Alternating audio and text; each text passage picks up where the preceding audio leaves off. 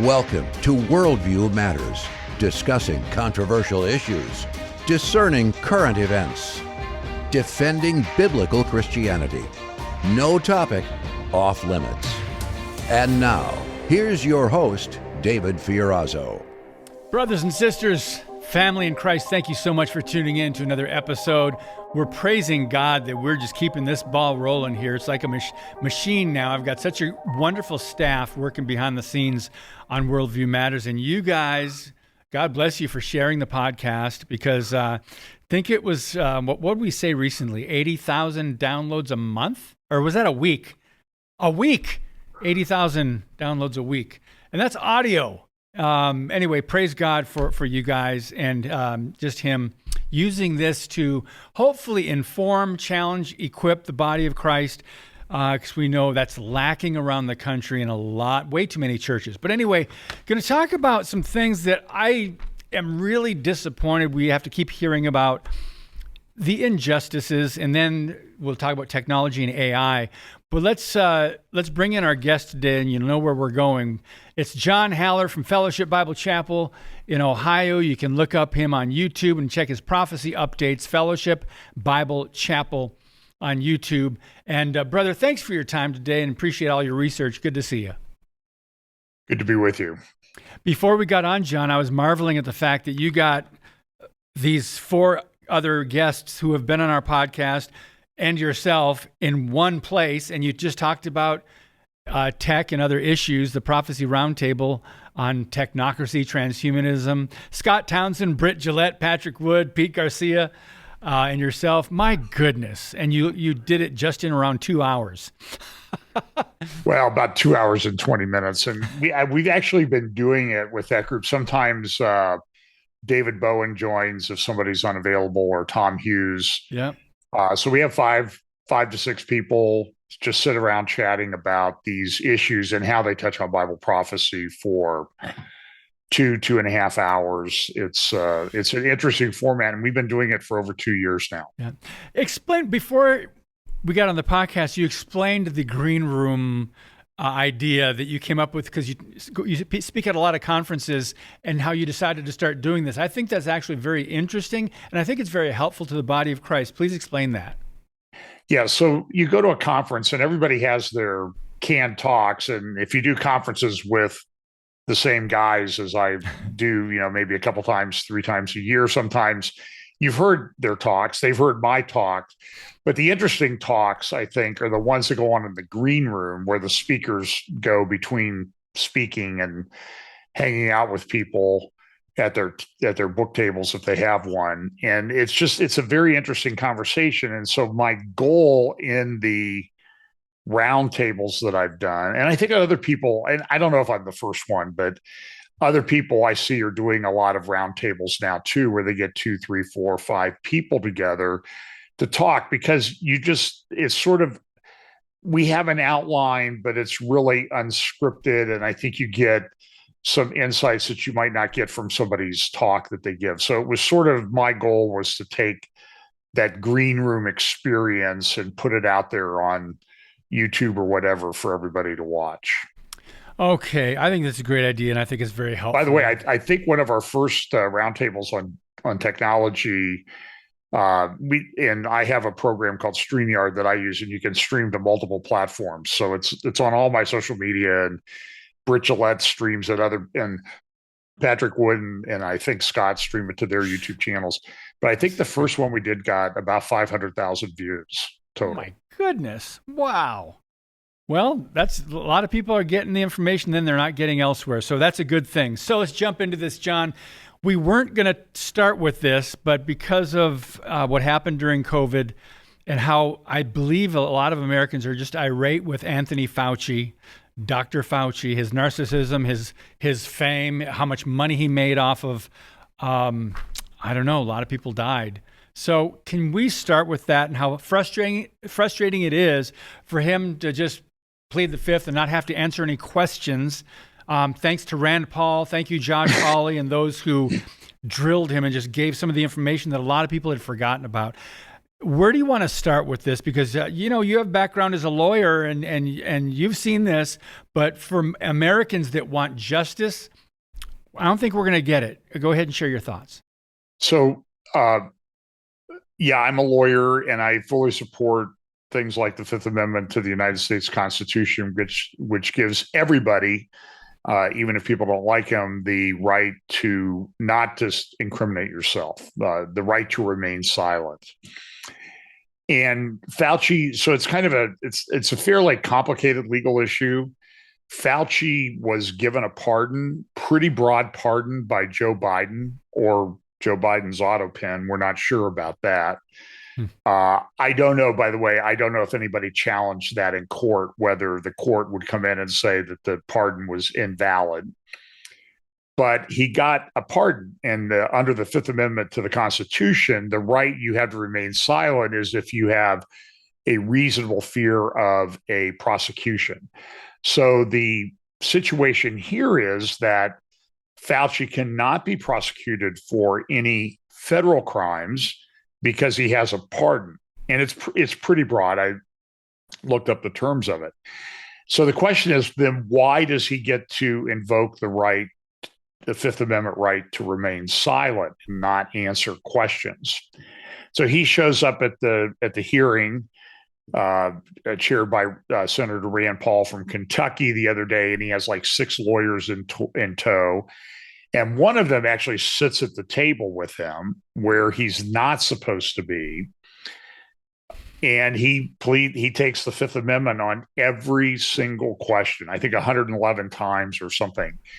And so you went through and you could see the questions that people had. And I think you learn a lot about what happened during the COVID pandemic and Fauci's role, because the questioners had access to, and I don't know that they got this by hook or crook or anything like that. I think they probably subpoenaed his personal diary, and his personal diary is at very significant odds with what he said publicly during COVID and all of the lockdowns and that sort of thing.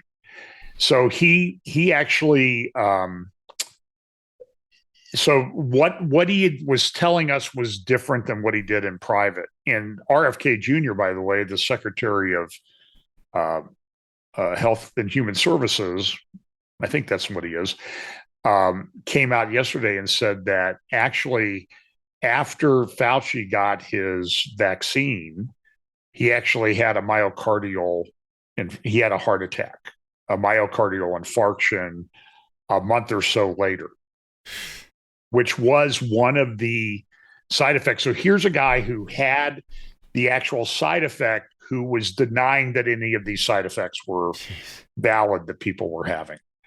So, and there were many other things in that diary that were at odds. I mean, there were, I think, some things early on where he said that something to the effect that it didn't really come from a wet market. It might have got a boost in the wet market, but it came from a lab. And so he clearly lied during that. Now, a couple things to say. So he has a right to invoke the Fifth Amendment. That's fine. He has the pardon. There are 2 things, though. One, when you invoke the right to remain silent, that means you need to shut up. You don't get to go into the Senate hearing and make this public statement that he read from, attacking Rand Paul and that type of thing for libeling or slandering him, and then wrap yourself in the Fifth Amendment after you've made a public statement. That's very inconsistent. So at some point in the hearing, the lawyer kept talking, and that's a big no-no. This is an official quasi-judicial proceeding where the witnesses are sworn to tell the truth. And the lawyers aren't allowed to coach their witnesses. I mean, I don't know how many thousands of depositions in my career as a lawyer and courtroom hearings and that type of thing. You don't get to coach your witness. That is verboten. And that's what the lawyer was doing. And so finally, Rand Paul just had the sergeant at arms at the hearing there, took the guy out of the room, to the applause of a whole bunch of people. I think I saw Laura Ingraham and some other people sitting in the gallery. And the guy, he said, go sit there where we told you to sit. You're not even sitting where he wouldn't. And amazingly, the lawyer didn't listen to him. So that's, but if you did that in a courtroom, that would be, you would be in contempt in about 20 seconds in almost every courtroom in America. Yeah. So John, he it was inconsistent that he pled the fifth, but he made a big public statement before. And this is still an issue, David. For example, in Ohio, we have Vivek Ramaswamy running as a Republican, and we have Amy Alcott running as a Democrat for governor election in November. And Amy she was the director of the Ohio Department of Health, who pushed everything that Fauci said on people in Ohio. And maybe one of the worst, because she was like at the leading cutting edge of this. And now she's running for governor. Like, well, I was this great protector of the health of Ohioans. So this is still a big issue all these years later.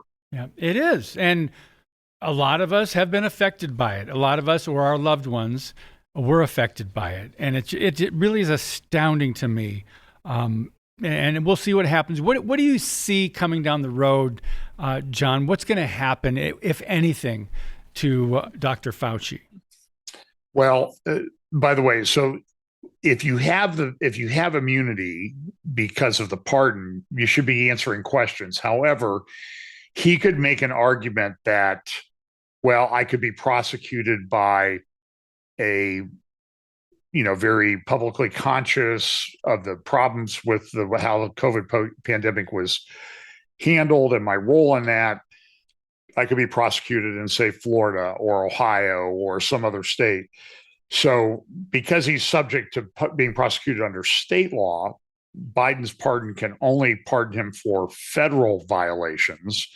He could still be prosecuted. So he probably still could invoke the Fifth Amendment right. But again, it's entirely inconsistent that he made this rather large and aggressive public statement beforehand, but then he says, well, you can't question me about that. It's just, that's not the way it works. So if you let's just say, if you went into a court trial, a criminal trial, you're a defendant in a criminal case, you don't get up in front of the jury and get to make a statement and then say, when they want to call you to testify, that I have a right to remain silent. You do have a right to remain silent if you keep silent. That's right. But if you can't keep your big trap shut, then you don't have the right to say that with respect to the things that you've brought up in your public statement. That's pretty well settled law. Now, whether anyone will ever do anything about it, I don't know. I don't see the pardon being, I don't think the pardon is going to be challenged. I don't think the pardon is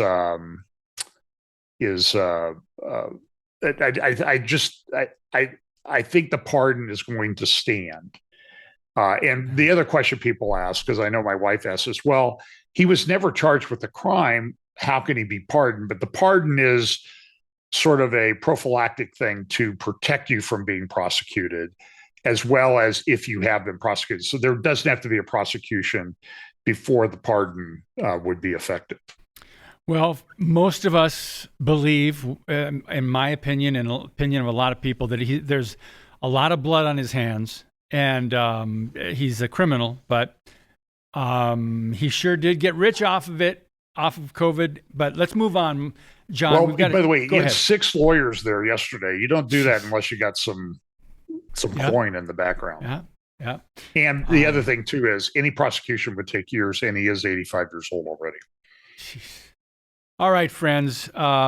Let's talk about some other things that are going on that we wanted to cover today.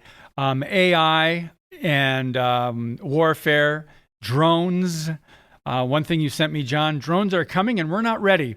I don't think we're ready for a lot of things, but AI and the mark of the beast, this is very interesting that there is a connection, right? So where do you want to start with this? We're already zooming through here. Yeah, so I think I would start with a statement that Patrick Wood, who I know you've had on your program and who was in our roundtable the other day, said a number of years ago. He said, we look at Bible prophecy and we get to Revelation chapter 13 and we read about this mark of the beast, that's going to be instituted by the false prophet and Antichrist. And Patrick made, I think this was one of the wisest things I've ever heard somebody say. Patrick said, look, when we get to that point in the end times where this is actually happening, it happens around the middle of the 70th week. The Antichrist and false prophet don't sit down and have a meeting and say, hey, we need to crowdfund and raise money to institute this mark of the beast. We need to develop the technology for that. It will be, and I think Dr. Naomi Wolf in some of her comments during the COVID pandemic, and she was talking about the Chinese social credit system and how it was being implemented. And it's implemented on steroids now. It's here. It's never going away until the Lord returns. We just need to learn how to fight aspects of it and to deal with it, because these people are not backing off. And Patrick's point was, they're not going to sit down and say, we need to develop something to control humanity and what they can buy and sell. The system will be there and they'll just flip the switch. And so I think we're at the point where this thing is being put together to just flip the switch. So, yeah, I think a lot of us saw this coming, didn't know how it would play out or how we would get here. But with AI and with all the things we're seeing now, there are a lot of red flags. So,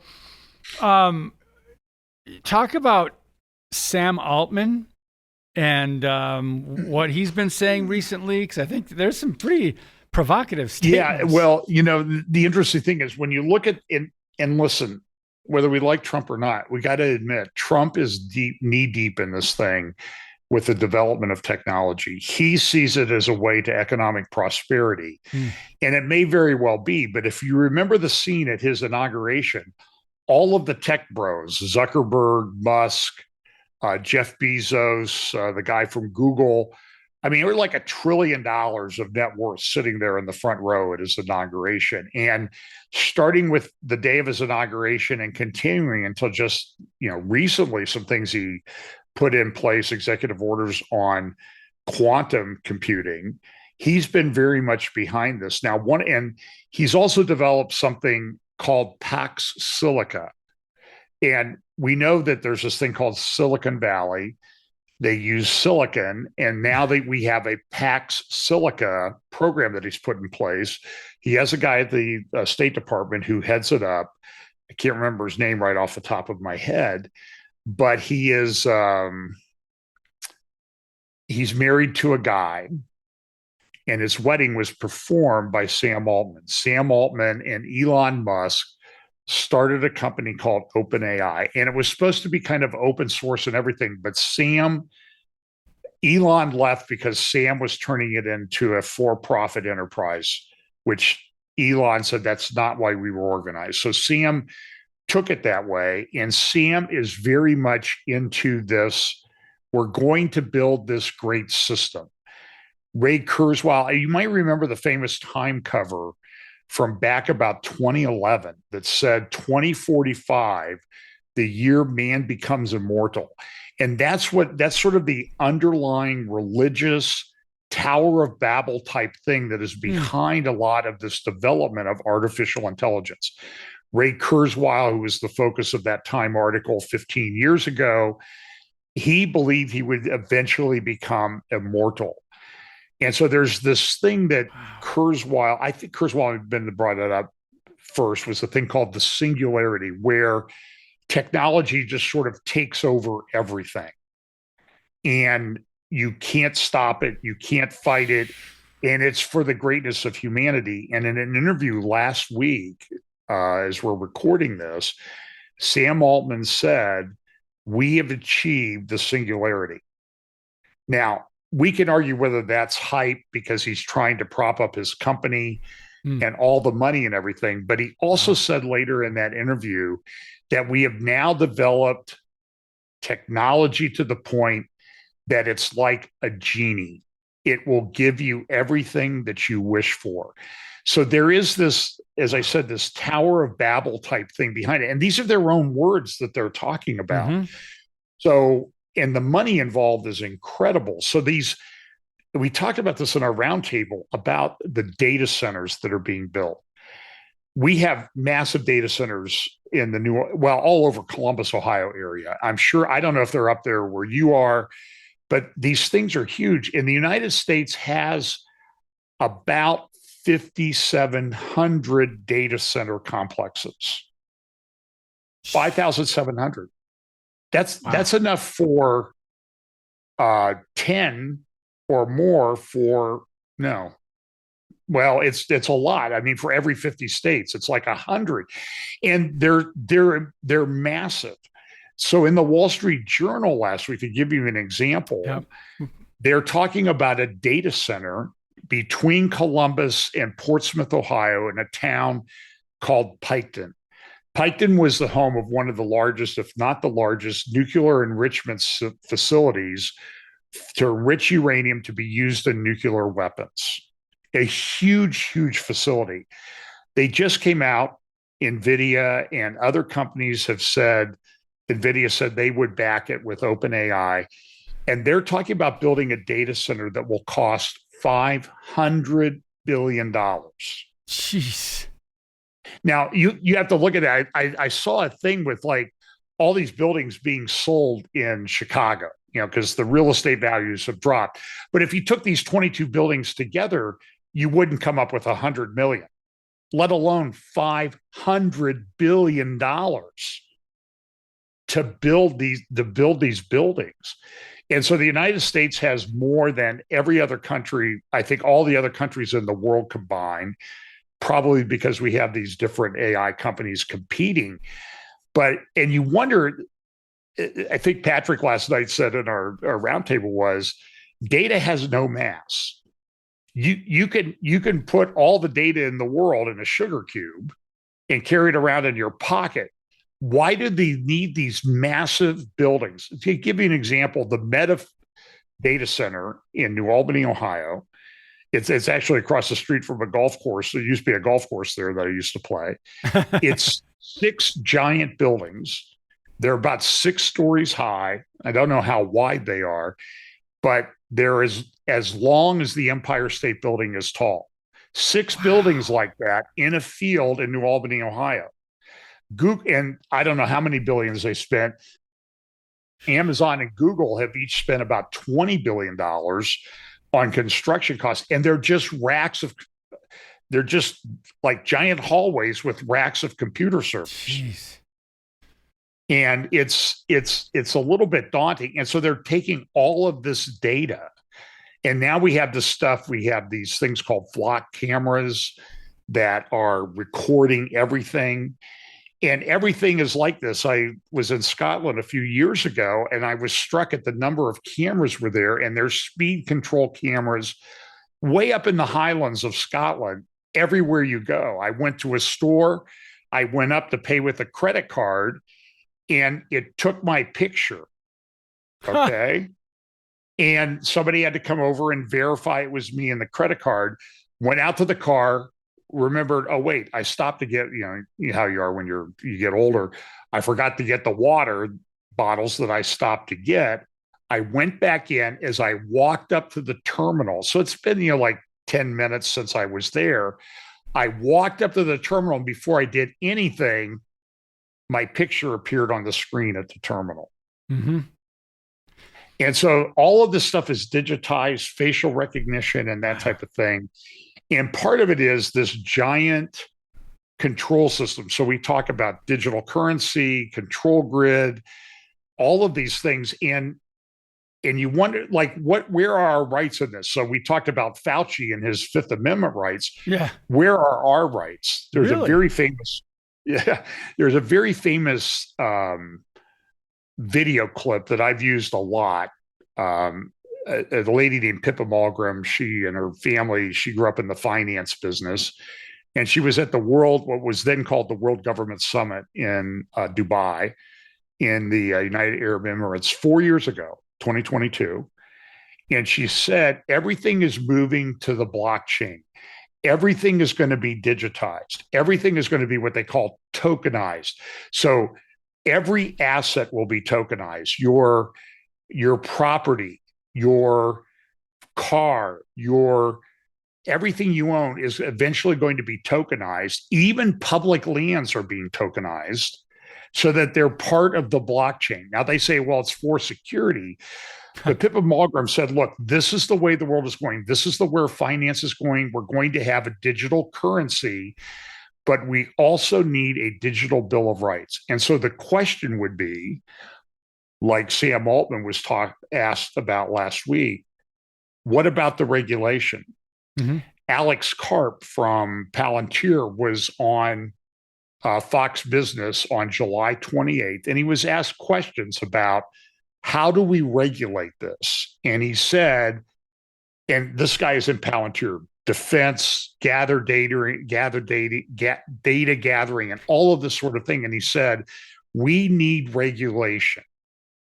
But the question is, who's going to do it? Yeah. I don't trust China. I don't trust the UN. I don't even know if I trust other companies to do it, but somebody needs to regulate it. And when this AI started hitting 4 years ago, it really took off. And there were people saying, this is a existential civilization ending problem. We've watched Yuval Harari talked about this, about how who controls the data will be the person who controls the world. Yeah. And now we have these tech billionaires controlling the data, and it's stored in these massive data centers all over the world. We have 5,700 in the United States. China has between 400 and 700. But think about that. 5,700 data centers. I mean, they're building them in the desert. They're all over Ohio. And now they're talking about building one an hour south of Columbus that'll cost $500 billion. Wow. The numbers are staggering. Yeah. And this is going to just get bigger and bigger. And it's just a matter of time before something's got to give. But regulation, that's a good question. And in that article, by the way, the Wall Street Journal, it says these data centers, the hubs involve power controlled by the U.S. government. And it depends on who's in charge, right? How that's going to go. But John, we've got to continue this conversation. We're going to do another podcast with you, and we'll have it on in another couple days. But thanks for your time. To be continued, brother. Thank you. Friends, God bless you. And as always, keep speaking the truth about things that matter. See you next time.